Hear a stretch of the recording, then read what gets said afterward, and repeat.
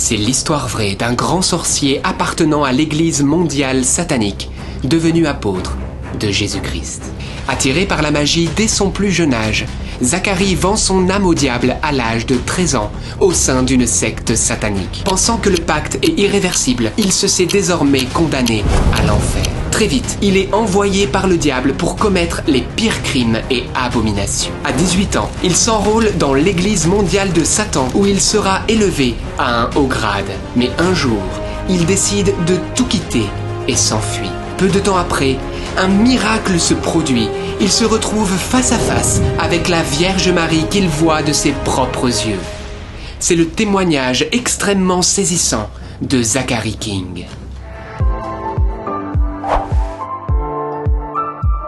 Wow, ce témoignage est incroyable et pourtant vrai. Et avant d'aller plus loin, n'hésite pas à t'abonner pour ne rien rater des prochaines émissions. On va se retrouver juste après, c'est parti pour ce grand témoignage.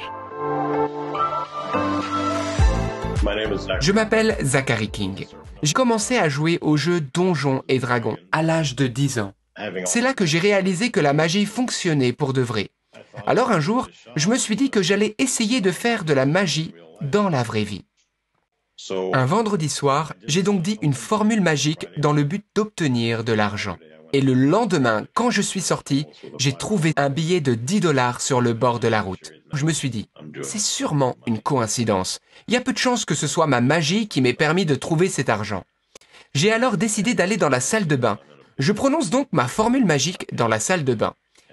Eh bien, le lendemain, quand je suis allé jouer sur le parking, quelque chose a attiré mon attention. Je suis allé voir, ça ressemblait à des billets de Monopoly enroulés dans des élastiques. Je les ai mis dans ma poche et je suis retourné jouer. Mais le soir, quand tout le monde dormait, là, j'ai regardé. J'étais dans ma chambre, un drap sur la tête, une lampe de poche dans la bouche, toutes les lumières éteintes et j'ai commencé à enlever les élastiques autour des billets. Eh bien, il y en avait pour 1000 $ et c'était des vrais. À l'âge de 12 ans, vous entrez dans une secte satanique sans le savoir. Racontez-nous. Il y avait un garçon qui jouait avec nous au jeu Donjons et Dragons. Il n'avait que 12 ans, mais en réalité, il était recruteur satanique. Il nous a dit qu'il y avait un autre endroit où on pouvait faire des campagnes de ce jeu, tous les week-ends. Alors je me suis dit que j'irais voir. Et là, j'ai été scotché. Dans cette maison, on y trouvait des films interdits aux moins de 17 ans, des films X, et carrément, des films XXX avec des enfants de mon âge qui jouaient dedans. Moi, je pensais qu'on était les seuls à regarder ces vidéos, parce qu'au moment où on les visionnait, il n'y avait que des enfants dans la pièce. Ils m'ont dit aussi qu'ils allaient me rendre célèbre si j'acceptais de jouer dans ces films. Qui n'a pas envie de devenir célèbre ? Alors, j'ai dit oui, et j'ai commencé moi aussi à faire partie de ces films, jusqu'à l'âge de 16 ans et demi. Le pire, c'est que moi je pensais être l'enfant le plus chanceux du monde. J'avais pas compris que les gens qui voulaient nous voir faire des choses, c'étaient des adultes, parce qu'on ne les voyait jamais dans la maison. Je n'avais aucune idée que des pédophiles m'observaient. Et puis, vous savez, il y avait beaucoup d'enfants là-dedans. Ils étaient tous victimes de ces réseaux de traite. Et moi, à 12 ans, je ne savais pas ce que c'était la traite des êtres humains. Je savais juste que la plupart de ces enfants de la maison ne venaient pas des États-Unis. Mais comment ils étaient arrivés ici, je n'en avais pas la moindre idée. À 13 ans, vous vendez votre âme au diable et devenez officiellement sataniste. Que s'est-il passé ? Alors, j'ai demandé ce que je devais faire pour devenir membre officiel. On m'a répondu qu'il y avait normalement 13 étapes à franchir pour vendre son âme au diable, mais que j'avais déjà presque tout fait. Tout ce qu'il me restait à faire, c'était de me faire une incision sur le pouce gauche. À gauche, parce que c'est celui qui est le plus proche du cœur, et de signer un document avec mon sang. Le protocole, en fait, c'est que vous devez signer ce document à 3 endroits différents avec votre propre sang. Aux 2 premiers endroits, il est écrit « Le sang de Jésus efface tous les péchés, mais pas les miens. Et Jésus est mort pour tous les hommes, mais pas pour moi. » J'ai donc signé à ces 2 endroits.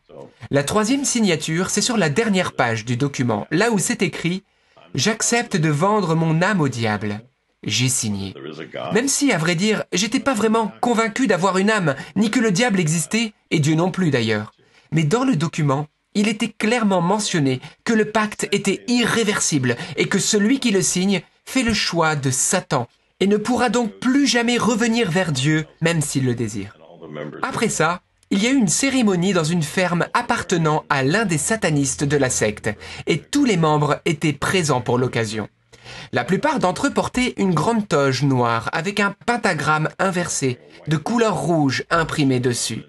C'est le vêtement habituel des membres.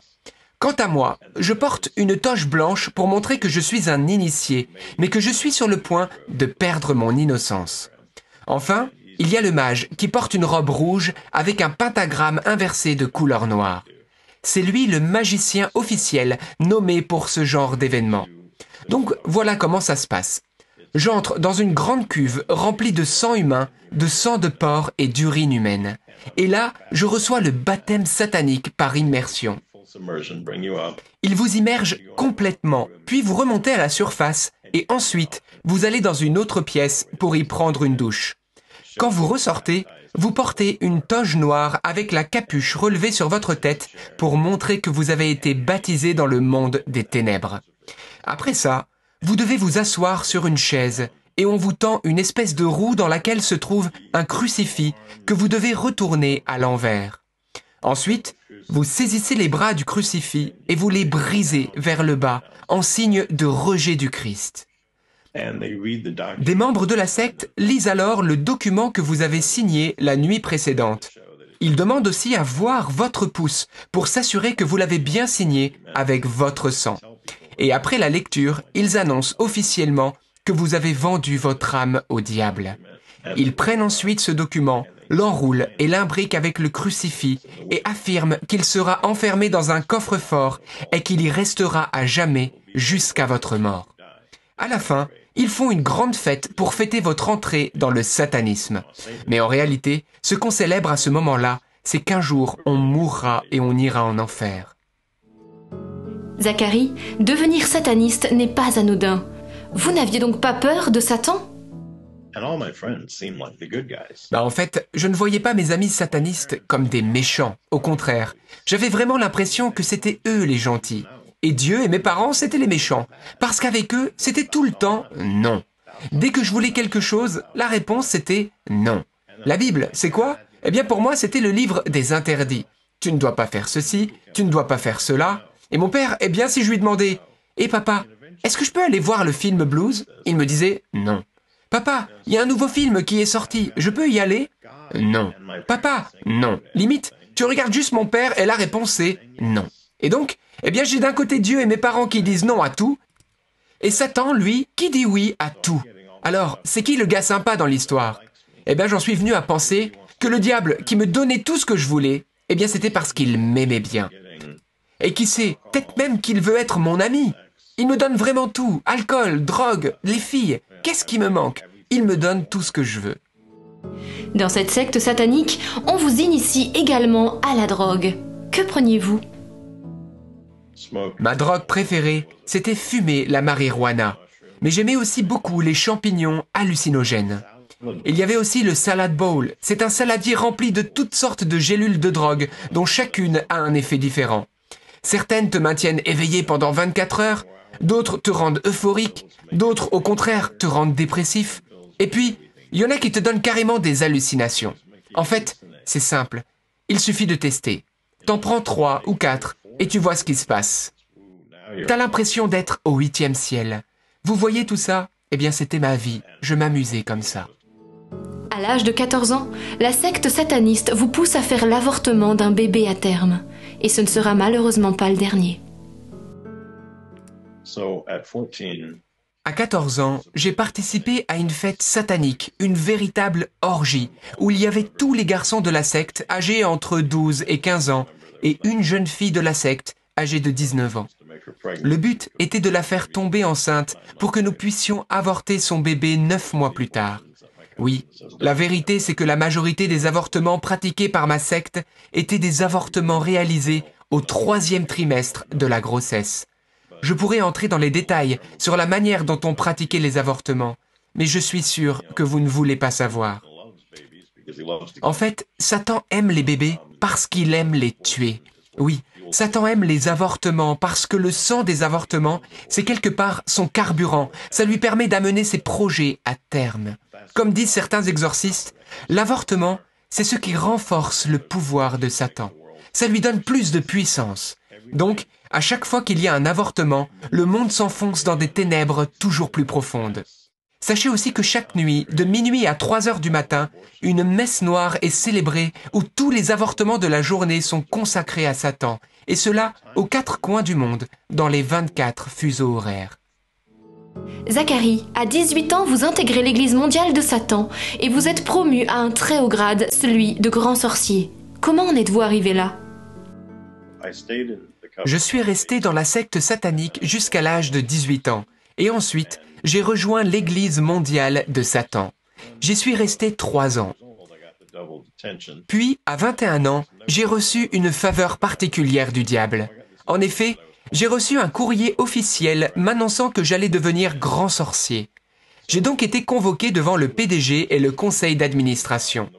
Alors, il faut savoir que les grands sorciers, il y en a généralement entre 2 et 5 au total dans le monde. Et ça peut parfois descendre jusqu'à 1 et monter jusqu'à 10. J'ai donc reçu ce courrier-là et je ne savais pas ce qui allait se passer.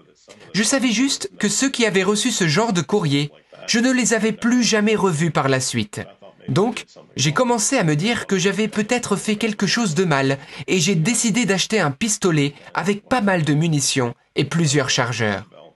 Le jour J, quand je suis entré dans la salle du conseil, je portais sur moi une ceinture dans laquelle j'avais mis un pistolet et une dizaine de chargeurs. Comme ça, je me disais, au moins s'ils me tirent dessus, je serai prêt à me défendre. Mais en fait, ils m'ont amené dans une autre pièce où ils m'ont fait asseoir dans un grand fauteuil en cuir moelleux et ils ont fermé la porte. Et puis, il y avait ce grand rideau noir sur le mur. Ils ont tiré sur une grosse corde et cela a ouvert le rideau.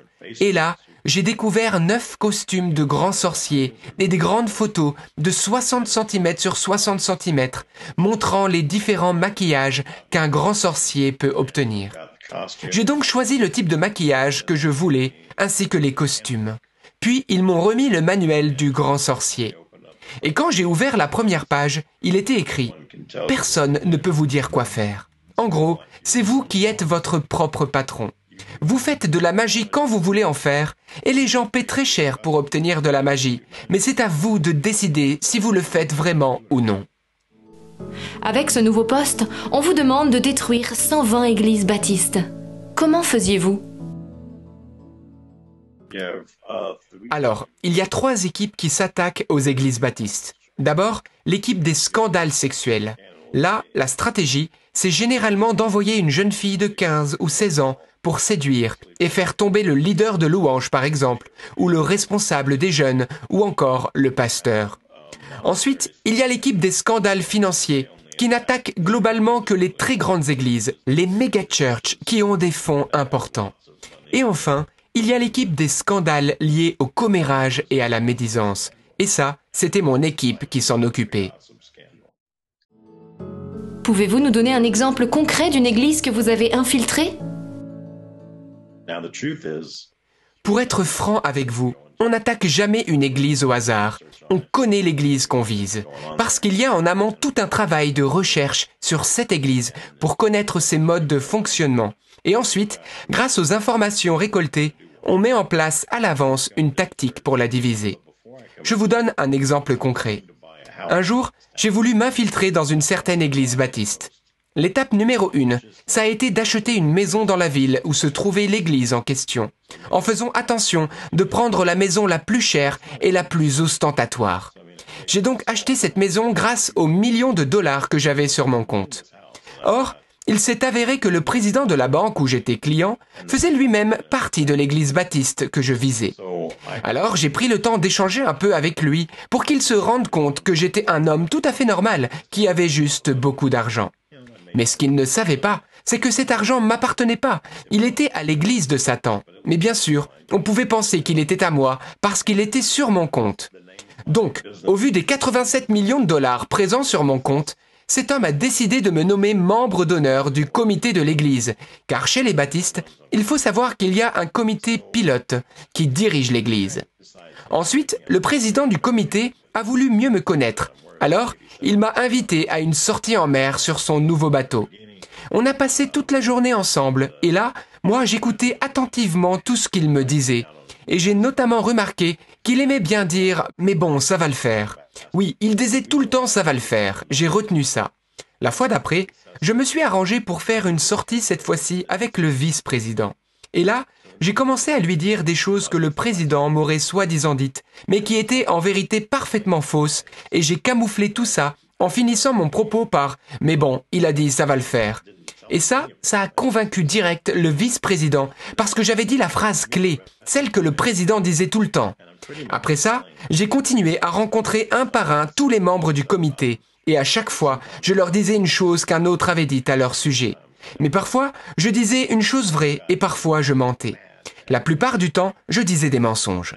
Le résultat, c'est que tout le monde a fini par être remonté contre tout le monde. Et à partir du moment où le comité d'église se divise, il y a de grandes chances pour que toute l'église se divise et s'effondre. Et c'est ce qui est arrivé. Et ça, c'était le but de Satan à chaque fois.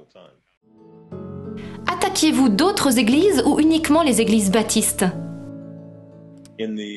Dans l'église mondiale de Satan, on s'attaquait à deux sortes d'églises. L'église catholique et l'église baptiste. Mais on a arrêté d'attaquer l'église baptiste vers 1995 parce qu'on avait réussi à obtenir ce qu'on voulait, à savoir diluer massivement leur foi.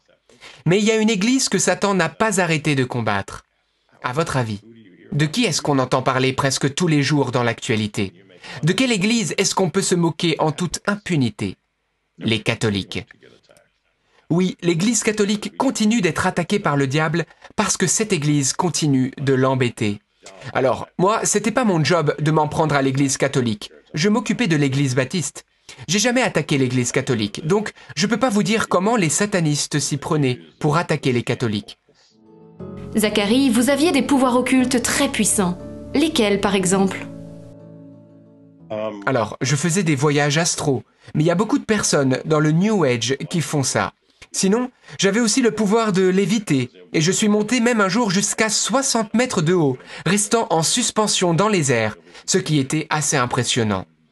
Un autre pouvoir que j'avais, c'était celui de faire de la magie, de pouvoir produire des phénomènes inexplicables grâce au diable. Mais en fait, c'est pas vraiment toi qui opères ces choses, c'est un démon qui le fait pour toi. Toi, tu penses que tu détiens le pouvoir de faire tout ça, mais en fait, c'est un démon qui le fait pour toi quand tu l'invoques. Est-il vrai que vous pouviez même tuer des personnes à distance? Oui, j'ai malheureusement tué des gens. Alors, il faut savoir que pour faire de la magie, il y a tout un rituel à observer. Il faut disposer devant soi un couteau, un parchemin, des bougies, un crâne, de l'encens, de l'eau. Mais bon, tous ces trucs-là, c'est surtout pour l'aspect mise en scène, le côté théâtral. C'est pas ça qui va faire que votre magie fonctionne. Ce qui a un impact, c'est votre prière à Satan. Vous allez lui demander d'envoyer un démon à quelqu'un pour que ce démon tue cette personne. Vous alliez dans le monde entier proposer vos services aux grands de ce monde. Qui rencontriez-vous? Oui, mon travail, c'était de voyager, de rencontrer des gens et de leur jeter des sorts. J'ai voyagé dans le monde entier pour rencontrer des rois, des reines, des monarques, des diplomates, des présidents, des stars du rock, des acteurs, des millionnaires, des milliardaires. C'était un travail bien sûr rémunéré et l'argent était reversé à l'église satanique. Pour vous donner une idée, les gens me donnaient entre 100 000 $ et jusqu'à 1 milliard de dollars pour que je fasse de la magie pour eux. Et oui, parce qu'à partir du moment où il est question de magie, il n'y a plus de limite. Les gens sont prêts à payer des sommes astronomiques. Vous savez, ils ont déjà tout essayé et rien n'a marché. Ils ont essayé par des voies légales et ça n'a pas marché. Alors quand ils entendent parler de l'église mondiale de Satan et du grand sorcier, là, ils se disent « Bah, qu'est-ce que j'ai à perdre ? J'ai juste à donner au diable ce qu'il veut et il me donnera ce que moi je veux. » Mais en réalité, tu n'obtiens pas tout à fait ce que tu veux. Par exemple, si tu fais un sortilège pour obtenir 1 milliard de dollars, tu obtiendras peut-être 1 million seulement. Dans les années 1980, j'ai un jour jeté un sort pour un montant d'1 milliard de dollars. Et ce qui était demandé au diable, c'était que tous les futurs programmes télévisés comportent des personnages gays. Moi, j'y croyais pas trop parce que, vous savez, dans les années 80, c'était pas du tout à la mode d'être gay.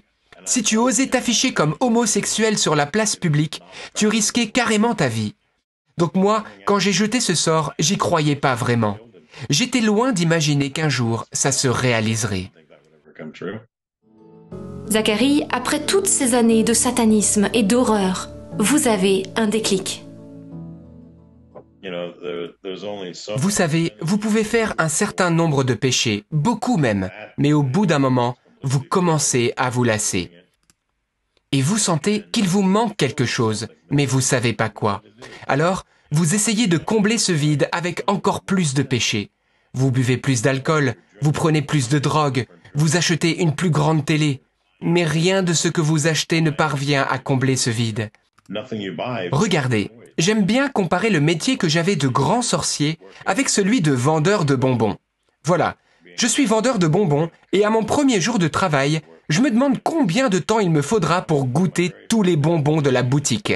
Oui, combien de temps il me faudra pour commettre tous les péchés que j'ai envie de commettre.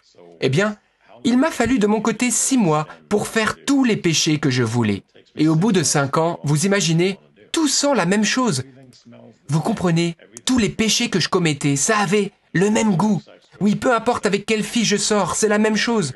Peu importe ce que je bois, c'est la même chose. Peu importe les pilules que je prends ou les drogues que je consomme, c'est la même chose. Et j'en ai marre de faire tout ce que je fais, marre de voir tout ça. Et au bout de 7 ans, j'en peux plus de ce travail. Par la suite, un jour, vous décidez de quitter l'Église mondiale de Satan en secret par peur de représailles. Racontez-nous. Après avoir travaillé pendant environ 11 ans dans l'Église mondiale de Satan, j'ai décidé de partir. Je savais qu'ils me surveillaient en permanence et qu'ils surveillaient tout particulièrement l'argent qu'ils avaient mis sur mon compte, les 87 millions de dollars. Mais moi, j'y ai jamais touché, tout l'argent est resté là. Donc, j'ai préparé un plan d'évasion. J'ai pris rendez-vous avec un médecin satanique. C'était à la périphérie de la ville. J'ai choisi exprès le dernier rendez-vous de la journée. Il était donc 17h. J'ai fait mes valises, je les ai mises dans la voiture et je suis parti. Et quand je suis arrivé au niveau de la sortie à prendre pour aller chez ce médecin, eh bien je ne l'ai pas prise. J'ai juste continué tout droit et j'ai continué à rouler comme ça, sans m'arrêter, jusqu'à ce que je sois à court d'essence. Au vu de l'ampleur des vérités que vous révélez, pensez-vous que les satanistes pourraient s'en prendre à vous ? Eh bien, s'ils veulent me tuer, ils le peuvent. Ça ne fera qu'ajouter de la crédibilité à mon témoignage. Eh bien oui, c'est vrai. S'ils ne le font pas, on pourrait toujours s'imaginer que j'ai inventé cette histoire de toutes pièces. En ce qui me concerne, j'aimerais bien être un martyr, si Dieu le veut. Un jour, un miracle incroyable se produit sur votre lieu de travail. Dieu vient littéralement vous chercher. Que s'est-il passé ? J'ai commencé à travailler dans un magasin situé dans un centre commercial. Le nom était Piercing Pagoda. Mais en parallèle, je continuais quand même à faire de la magie tous les soirs chez moi, à titre privé. Un soir, j'ai donc fait de la magie et le lendemain, quand je suis allé travailler au magasin, une femme est venue pour acheter une paire de boucles d'oreilles en or. Au moment de payer, là, elle m'a tendu une petite médaille en étain doré qui valait 3 fois rien. Et elle a dit la chose la plus étrange que j'avais jamais entendue. Elle m'a dit « La Sainte Mère vous appelle dans son armée ». Et là, je me suis dit « La Sainte Mère ? Mais c'est qui ? Isis ? Gaïa ?» Je voyais pas du tout qui c'était. Puis, la dame a ajouté que cette médaille était très puissante. Et là, je me suis dit intérieurement « Non, non, non, non. Ça va absolument rien me faire. Ok, je vais la prendre, cette médaille, mais pour la jeter par terre ou sur le comptoir. Et je vais lui dire à cette dame que cette médaille, c'est de la camelote et ça peut rien me faire. » Donc, je tends la main, elle pose la médaille dans ma main, je commence à refermer le poing, prêt à lui dire ces 4 vérités, sauf qu'à ce moment-là, tout ce qui était autour de moi a soudain disparu. C'est devenu tout noir et vide. Et il n'y avait plus que cette dame, qui s'appelait d'ailleurs Mary Ann Wickman, et moi. Et là, la dame a commencé à me parler de la magie que j'avais faite la veille au soir. Et elle me disait, c'est du démon. Elle me dit aussi que j'ai causé la chute de plus de 100 églises. Et c'est aussi du démon. J'ai commis plus de 100 avortements assistés. Et c'est encore du démon. Et elle me cite comme ça encore 9 ou 10 autres péchés que j'ai faits. Elle termine chaque phrase par « c'est du démon ». Moi, ma première réaction, c'était au départ de vouloir la contrecarrer par de la magie en lui jetant un sort. Eh bien, quand elle a eu fini de parler, là j'ai compris qu'elle était plus forte que moi, qu'elle allait me mettre en pièces et que j'avais aucune chance face à elle. Elle allait me tuer avec sa magie. C'est alors que j'ai voulu me débarrasser de cette médaille, mais avec le noir surnaturel qui m'entourait, j'ai eu peur de tomber dans le vide et de ne plus pouvoir retrouver le chemin de mon magasin. Je suis donc resté comme ça, paralysé et terrifié. Et puis, là, elle m'a redit la même phrase. « La mère bénie vous appelle dans son armée. » Mais cette fois-ci, j'ai su instantanément, par une révélation du Saint-Esprit, qu'il s'agissait de la Mère de Dieu, la Vierge Marie. Moi qui étais un ancien baptiste, je pensais pas que je pourrais un jour affirmer un truc pareil. Et au moment même où j'ai compris que c'était la Mère de Dieu, elle est apparue devant moi. C'est la plus belle femme que j'ai jamais vue. Elle m'a souri, un sourire que je ne méritais tellement pas, parce que j'en avais gros sur la conscience avec mes 146 avortements assistés. Mais elle m'a pris par la main qui tenait encore la médaille miraculeuse. Et là, elle m'a aidé à me retourner et j'ai vu Jésus miséricordieux qui était là, face à moi. Je ne connaissais rien de la divine miséricorde. Je voyais juste tous ces rayons de lumière qui sortaient du cœur de Jésus et qui venaient m'entourer de partout. Certains me passaient au-dessus de la tête, d'autres sous les pieds, et d'autres encore me transperçaient. Et à cet instant, j'ai compris que le pacte que j'avais fait avec le diable à l'âge de 13 ans n'était pas irrévocable, non. J'ai compris que Jésus-Christ était mon Seigneur et mon Sauveur, et que toute ma magie, tout ce New Age, tout mon satanisme et mon occultisme étaient du mensonge. J'ai su d'une manière certaine que la religion catholique, c'était la vérité. Et la Sainte Vierge m'a alors dit que désormais mon travail consisterait à l'aider à mettre fin à l'avortement. J'ai alors ouvert la main et tout a disparu. J'étais de retour dans mon magasin dans le centre commercial. La cliente, cette femme qui voulait acheter des boucles d'oreilles, elle était toujours là. Je ne pense pas qu'elle avait compris ce qui s'était passé. Et elle a commencé à m'expliquer où elle allait à la messe habituellement et comment faire pour y aller, et elle m'a même donné l'adresse. Ce jour-là, lorsque je suis rentré chez moi, j'ai franchi la porte de mon appartement et ma femme était en train de faire la vaisselle. Je lui ai dit « Chérie, devine quoi? Maintenant, je suis catholique. » Et ma femme, qui avait grandi chez les témoins de Jéhovah, et on sait tous que les cathos sont les ennemis jurés des témoins de Jéhovah, elle m'a dit « Il y a plein de religions et spiritualités différentes sur cette terre, mais pourquoi t'as choisi les catholiques ?» Sauf qu'en fait, dès le lendemain, elle a commencé à m'accompagner à la messe. Zacharie, lorsque vous avez vu Jésus et Marie, qu'avez-vous ressenti? Un amour que j'avais jamais ressenti auparavant. Je ne savais pas qu'un amour aussi fort et intense pouvait exister. J'ai aussi senti de la joie et une paix profonde. En fait, c'est un peu comme si j'avais marché toute ma vie dans la tempête et sans le savoir.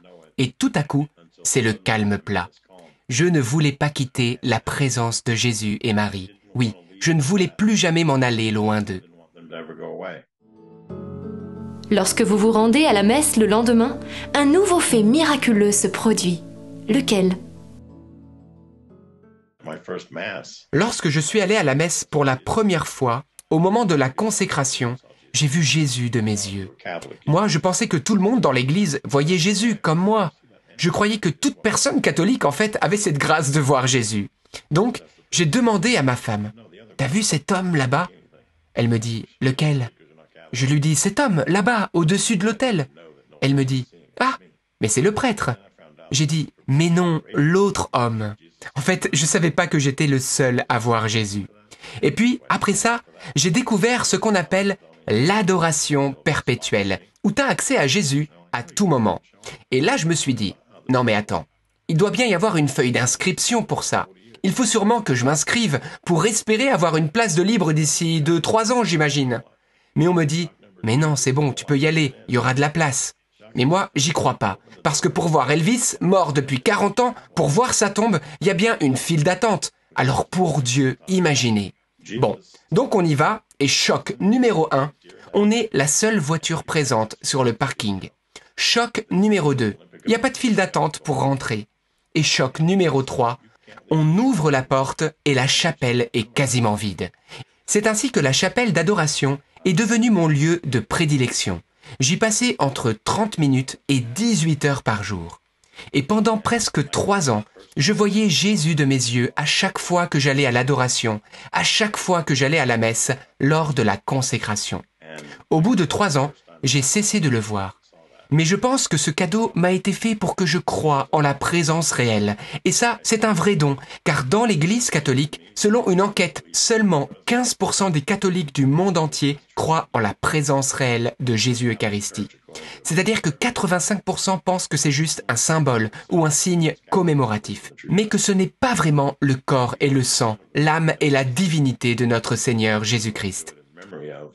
Un jour, j'ai dit à Jésus, « Hé, tu sais, ta mère m'a dit que je devais l'aider à mettre fin à l'avortement, mais elle m'a pas dit comment. » Jésus m'a alors répondu en me disant « Attends 1 minute. » Et après environ 1 minute, sa mère est apparue à l'adoration et elle m'a dit « Sers-toi de ce que tu sais. » Vous avez réussi à fermer plusieurs dizaines de cliniques d'avortement. Comment avez-vous fait?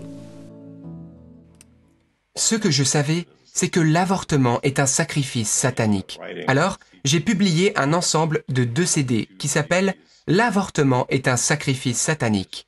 Et puis, j'ai aussi écrit un livre qui est la transcription de ces CD. Au moment de sa sortie, on avait déjà réussi à fermer 24 cliniques d'avortement grâce à cette œuvre d'évangélisation. Maintenant que les livres sont sortis depuis 2018, on a fermé 25 cliniques d'avortement supplémentaires dans le monde, ce qui est énorme parce que 50 fois 1500, c'est presque 75 000. Il y a donc près de 75 000 bébés qui ont été sauvés. C'est merveilleux. Par ailleurs, je suis en ce moment sur un nouveau projet avec 2 autres personnes. Et ce projet, c'est que des prêtres puissent accepter de dire des messes de minuit à 3 heures du matin dans les 24 fuseaux horaires pour contrecarrer les consécrations à Satan lors des messes noires. Ainsi, le diable cessera d'accroître son pouvoir. Mon objectif, c'est de retirer le plus d'âmes possible des griffes du diable et de les amener vers Dieu. Zacharie, vous certifiez que la Vierge Marie a un pouvoir très puissant contre Satan, notamment au travers d'une prière. Laquelle? Chaque jour, je fais 8 neuvaines et 8 chapelets. Puis, dans l'après-midi, je prie un autre chapelet en famille cette fois-ci, avec ma femme et mes 3 enfants. Et après ça, ma femme et moi on prie un dernier chapelet pour demander la fin de l'avortement et de la traite des êtres humains. Et ce que je peux vous dire, c'est que le chapelet est une arme très puissante. Je me souviens qu'un jour, l'un de mes avortements assistés a échoué. Enfin même, 3 ont échoué, parce que des gens étaient dehors en train de prier des chapelets. Zacharie, que voulez-vous dire à ceux qui vous regardent maintenant? Si vous qui m'écoutez, vous pensez avoir donné ou vendu votre âme au diable, vous n'avez qu'une seule chose à faire, vous confesser de vos péchés. Oui, faites une bonne confession. Redonnez votre volonté à Dieu. Parce qu'à travers le pacte que vous avez fait avec le diable, vous avez donné votre volonté au diable. Donc, allez vous confesser pour redonner votre volonté à Dieu. Vous savez, le diable veut vous amener au désespoir. Il viendra vous voir juste avant votre mort pour vous dire que votre âme lui appartient. Eh bien, ce n'est pas le cas. Ce n'est pas vrai. Ne désespérez pas. Faites une confession sincère et lorsque l'heure sera venue, mourrez en paix. L'objectif, ne l'oublions pas, c'est de mourir en état de sainteté. Un mot de la fin? Ne faites jamais confiance au diable, c'est un menteur. D'ailleurs, je suis sûr qu'on vous l'a déjà dit. Eh bien, je suis là pour vous le confirmer. Vraiment, tout ce que le diable vous dit, ne le croyez pas, discernez, oui, parce qu'il ne vous dit pas la vérité. Donc, si un jour le diable vous dit « bonjour », allez voir ailleurs. Zacharie, merci d'avoir eu le courage de nous dire la vérité de ce qui se trame dans le secret dans toutes ces sectes sataniques. Oui, en effet, un témoignage extrêmement fort qui nous rappelle que le diable existe. C'est une réalité spirituelle comme nous l'enseigne l'Église. Et d'ailleurs, souvenez-vous, Jésus dans la Bible chassait les démons. Et c'est pour ça qu'il existe dans l'Église catholique des prêtres exorcistes à qui nous pouvons soit demander conseil, voire même recevoir une prière de délivrance ou d'exorcisme. Oui, frères et sœurs, c'est Jésus-Christ qui est le plus fort. Les démons lui sont soumis et nous le voyons dans son témoignage. Et c'est pour cela que nous vous proposons maintenant d'invoquer le nom au-dessus de tout nom, le nom de Jésus-Christ sur vous et sur vos familles. Et peut-être vous qui nous suivez maintenant, vous désirez donner votre cœur à Jésus, être sous son regard, être recouvert de ce précieux sang protecteur. Eh bien, vous pouvez faire cette petite démarche toute simple, écrire dans les commentaires en dessous de cette vidéo « Jésus, délivre-moi du mal ». Seigneur Jésus, nous te confions maintenant toutes les personnes qui regardent l'émission. Viens les visiter, les délivrer du mal. Peut-être vous qui nous regardez, vous avez été victime de sorcellerie, vous avez reçu des sorts, des malédictions, peut-être même vous avez touché vous-même au monde occulte. Eh bien que l'Esprit de Dieu puisse vous délivrer en cet instant et n'hésitez pas bien sûr si besoin à aller voir un prêtre exorciste. Oui Seigneur, nous n'avons pas peur parce que tu es notre protecteur. Oui Jésus, tu l'as bien déclaré dans Jean au chapitre 16 que tu es vainqueur du monde, vainqueur du mauvais. Alors Seigneur, merci pour la liberté que tu nous donnes. Oui frères et sœurs, n'ayez pas peur. Jésus l'a promis, il a mis sous nos pieds les serpents, les scorpions et toute la puissance de l'ennemi. Et rien ne pourra nous nuire. Ce ne sont pas nos paroles, mais les siennes. Et nous vous proposons maintenant de nous en remettre à la Vierge Marie, celle que Zacharie aime tant, afin qu'elle puisse nous couvrir de son manteau et nous protéger bien de toutes les attaques du mal. Je vous salue Marie, pleine de grâce. Le Seigneur est avec vous. Vous êtes bénie entre toutes les femmes. Et Jésus, le fruit de vos entrailles, est béni. Sainte Marie, Mère de Dieu, priez pour nous pauvres pécheurs, maintenant et à l'heure de notre mort. Amen. Et bien voilà, c'est déjà terminé pour cette émission, mais on va se retrouver bientôt et un petit conseil qu'on vous laisse, n'hésitez pas à vous procurer une petite médaille de la Vierge Marie, la petite médaille miraculeuse de la rue du Bac, celle qui a été donnée par la Vierge Marie elle-même à Sainte-Catherine Labouré. On vous en montre une juste ici. Pourquoi? Parce qu'elle a un rôle de protection. C'est un objet béni, vous pouvez la faire bénir et la porter sur vous et vous verrez, les grâces vont pleuvoir. Et n'oubliez pas également de vous abonner à la chaîne, c'est tout simple, vous suivez les indications à l'écran, vous cliquez sur s'abonner, la petite cloche, activez toutes les notifications et ainsi vous ne raterez aucune des prochaines émissions. Également, t'as aimé l'émission? N'oublie pas de liker le petit pouce. Pourquoi? Pour que YouTube diffuse cette vidéo partout et sensibilise un grand nombre. Et enfin, n'oubliez pas également de partager ce témoignage sur vos réseaux sociaux, on compte sur vous. On vous dit à très bientôt et n'oubliez pas, rien n'est impossible à Dieu. À bientôt!